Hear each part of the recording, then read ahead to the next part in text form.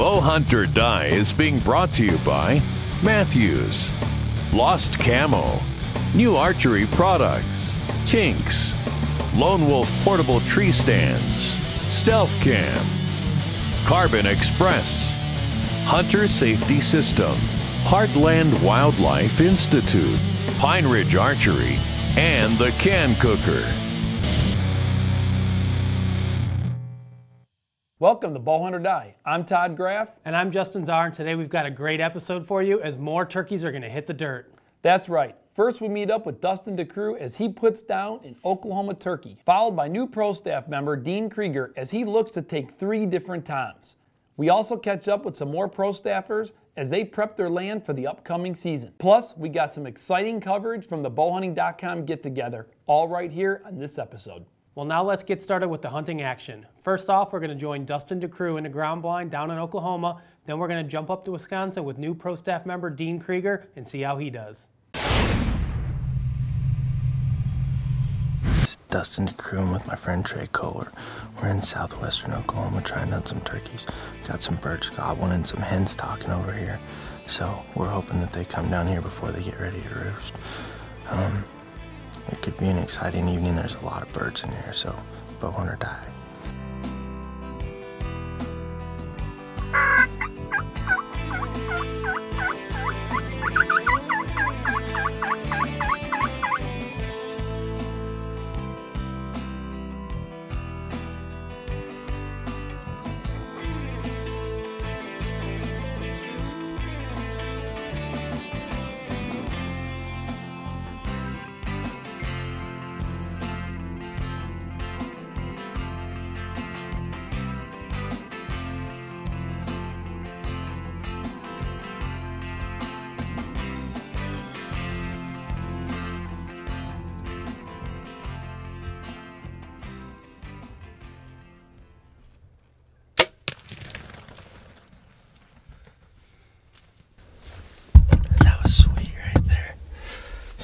Kill with the new C7 Extreme.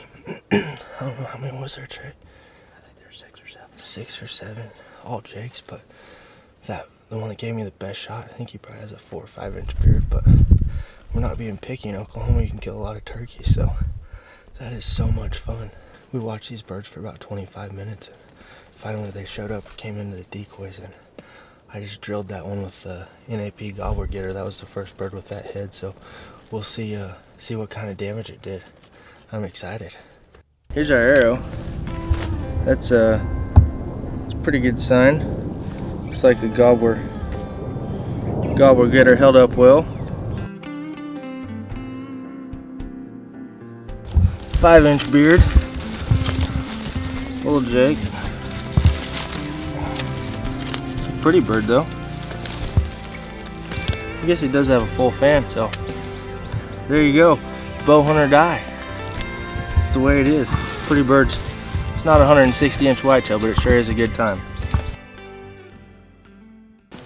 Alright, it's day 3 of my turkey season. Setting up a little different this morning. I got Tom on the camera, and we've got a strut and decoy out in front of us here. So, with any luck, 1 gobbler's on the ground already. You can see about 5-6 hens in the trees, so I'm gonna wait them out and hopefully we get a chance at one of these gobblers. There's 2 of them in the woods here, so stick with us and see what we can do.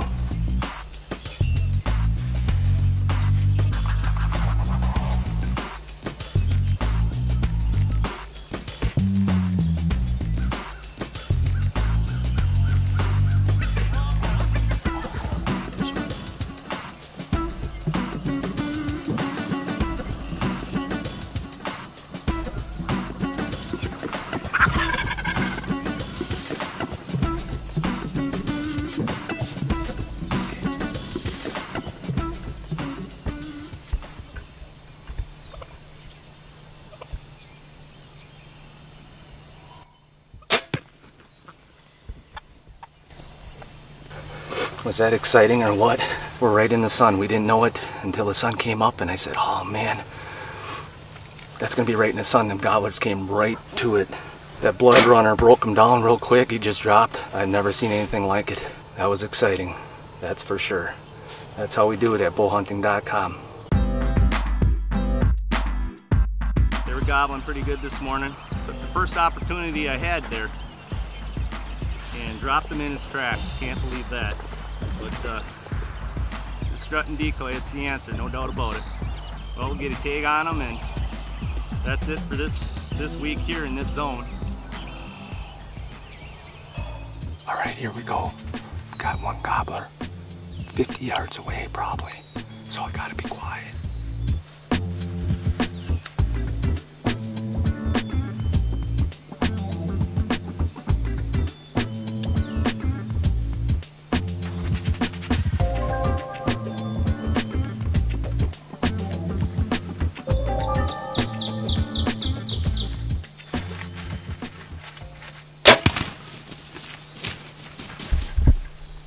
Can you believe that? Was that quick or what? I hear them flopping over there, so I think I got a good shot. Looked good. They came right to that decoy. Sweet. Bow hunt or die, buddy. All right, here he is. It was a quick one this morning, no doubt about it.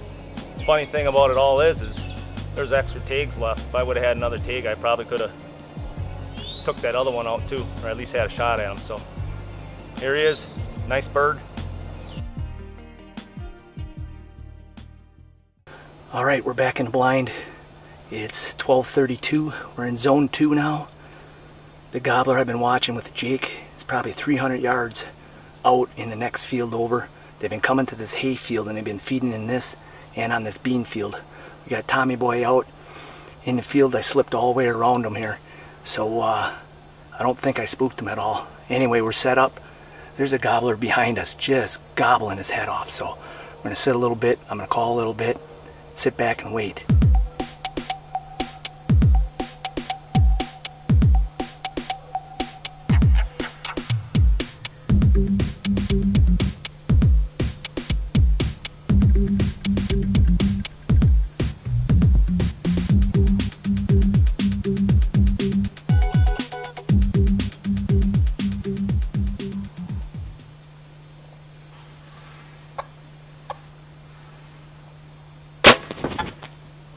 Well, that was quick. I messed it up, rushed a shot right over him, took a couple feathers off. Can you believe that? I wasn't sure about something, so I wasn't set up 5 minutes.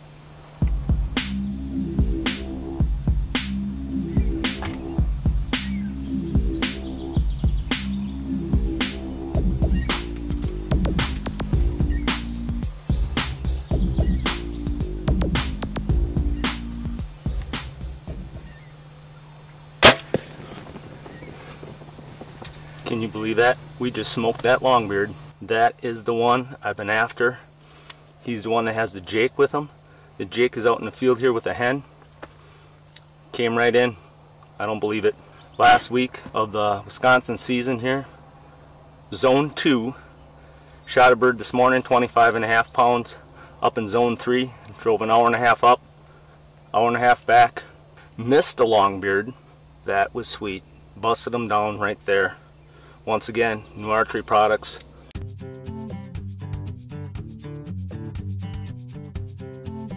Well, here we are again. Doesn't this look familiar? It's May 18th, the first day of the last week here in Wisconsin. Just shot this bird. Sat about 5.5 hours today, and this is the bird I've been watching. He's not a real big bird, 2-year-old. Nice beard, probably about 10-inch beard. This bird always hung out with a Jake with him, so I knew him when I seen him. And the Jake was in the field there behind him, and he came right up behind the decoy there. That's how we roll. Bowhunting.com. Bow hunt or die. That's what it's all about. Man, another 4 turkeys go down on film for the bowhunting.com crew. I'd have to say already that this is the most productive turkey hunting season we've had yet. Hopefully, this fall, the deer hunting season continues with that same trend. Well, now it's time to catch up with a few of the other pro staff members to see what they've been doing for their preseason preparations. We're going to jump down to Central Illinois and visit with new pro staff members Clinton Fawcett and Frankie Clark as they get their food plots in the ground. Then we're going to jump up to Wisconsin and Minnesota and see what Neil and Grant have been up to. Well, it's the 14th of May. We got some of our food plots planted, most of them. Finally got the rain that we need. Last night it was spitting on and off, and then finally today it just set in. It was a good steady rain. So corn's coming up, and farmers got their corn coming up. We got some beans planted and clover planted. Hopefully everything will come up good. We get some good germination. Let it get up, get some spray on it, so get it ready for this fall. Can't ask for anything better than a good steady light rain. Okay, so I'm back here at the first plot that I started at.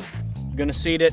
I almost got it done, but this lower side on this hill here is a little wet. A little too wet, it's clodding up. One thing you wanna do is you wanna make sure you have good soil.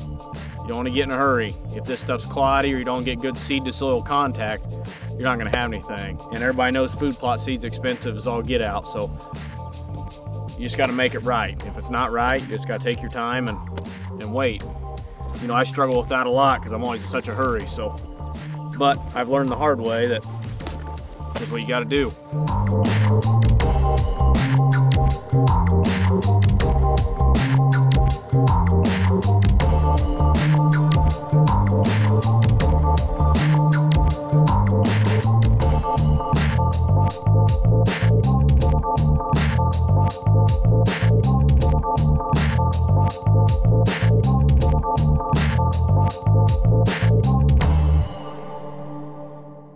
Well, we just got done tilling.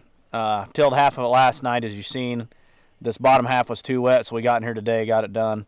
Now we're going to get our Imperial Clover out. We got some Alfalfa Rack Plus. We're going to finish seeding the lower half of this food plot. All right, so we're finally done. Hopefully this year, throughout the Bowhunter Die episodes, you'll be able to keep up with me and Frank on this food plot.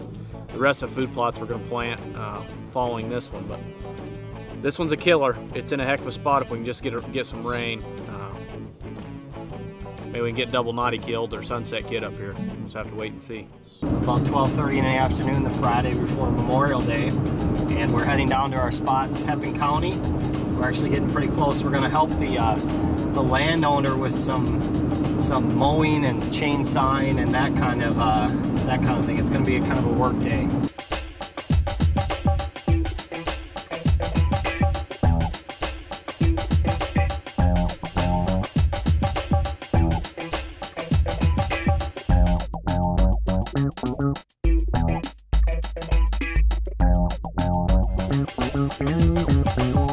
All right, it's about 3 o'clock in the afternoon. We just got done with mowing quite a bit of a ground that the landowner wanted us to do.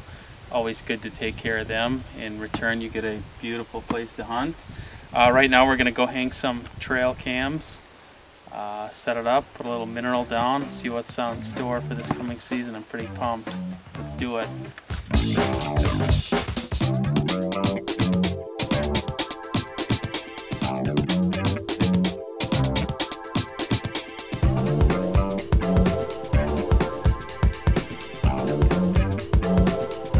All right, Grant and I are out in a good, what we would consider rut area for this coming fall. We're going to set up a trail camera and a mineral station, and we found probably the perfect place to set up for a trail camera, but also for next year.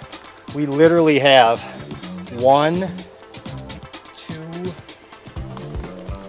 3, 4, possibly 5 trails all coming together and meeting at this one point. It's absolutely unbelievable, the trails in here.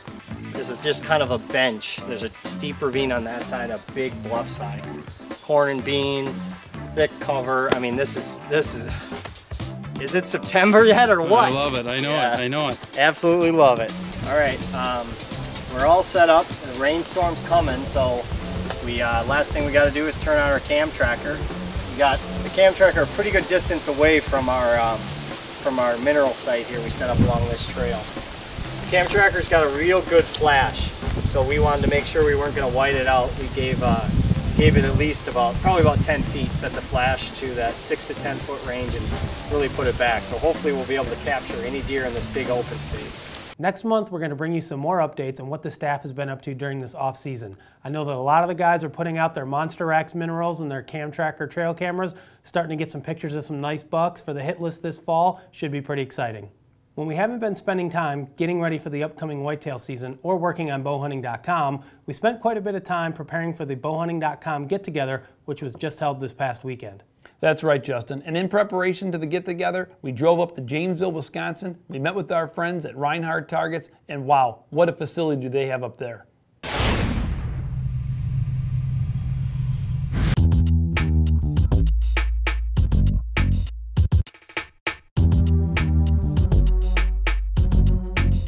Well, it's only 2 weeks away until the bow shoot. We can't wait. We're right here standing in the corporate facilities of Reinhard Targets. I'm with the owner, James McGovern. We're picking up over 12 new targets for those of you who are coming to our shoot this year. That should put us at over 30 Reinhard Targets. It's going to be a fantastic shoot. More importantly, James, will you do me a favor? Will you tell me why your targets are the best?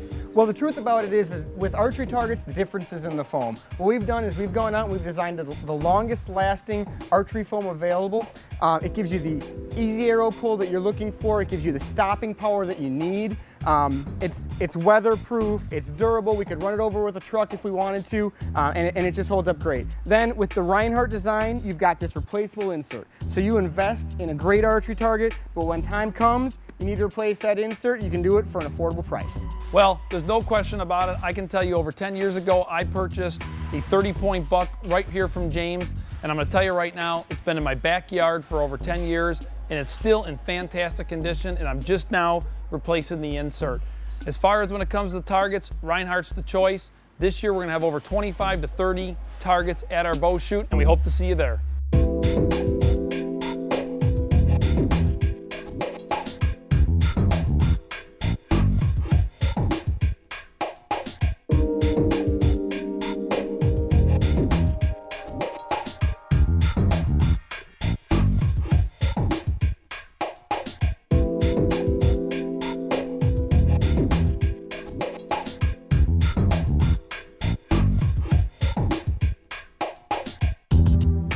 After picking up our targets, the final preparations were made, and man, was that ever a great turnout.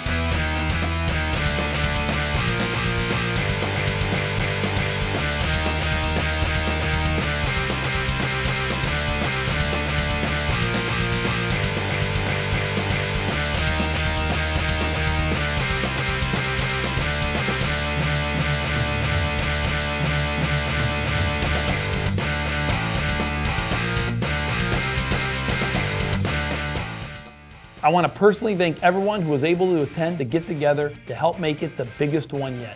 Thanks to our sponsors who donated so many great prizes, we've already began planning for next year's event, which is going to be the biggest and best one yet. Hope to see you next year. Well, that just about wraps up this month's episode of Bow Hunt or Die. We hope you guys really enjoyed it. Now, for those of you who haven't checked out our Facebook page, make sure you do so. It's facebook.com/bowhunting. We've got a lot of great pictures and videos on there that you're not going to find on bowhunting.com, so make sure you check it out. In next month's episode, we are going to profile several of our team members to show you the areas they're hunting and the bucks they're chasing. After all, hunting season is right around the corner. See you next month right here on Bow Hunt or Die. Got the gobbler in the back here, as you can see, but I have a little bone to pick with that other gobbler there. When he jumped up and hit Tommy Boy here, he kind of took some of the paint off his wattles, so I may have to get another take later in the week here and maybe come back up. Do you have gum in your mouth? He does. I can hear it. Let's take that gum out. No, don't worry about it, it's gone. Followed by new pro staff member, Dean Krieger. Krieger. I'm sorry. Don't apologize Just to start me. it. Apologize to Dean.